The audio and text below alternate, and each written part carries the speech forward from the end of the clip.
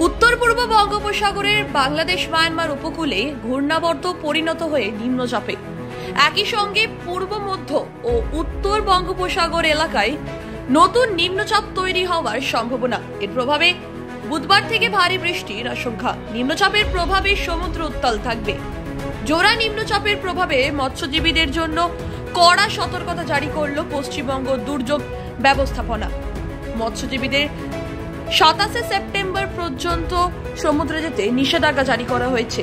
নতুন করে নিম্নচাপ তৈরি হবে 25 সেপ্টেম্বর বৃহস্পতিবার অর্থাৎ চতুর্থীতে। উত্তর পশ্চিম এবং মধ্য বঙ্গোপসাগর এলাকায় নিম্নচাপ তৈরি হবে। এটি ক্রমশ পশ্চিম দিকে এগোবে। এর প্রভাবেই দক্ষিণবঙ্গের পূর্ব পশ্চিম মেদিনীপুর, ঝাড়গ্রাম এবং বাঁকুড়াতে অতি ভারী বৃষ্টির সতর্কতা।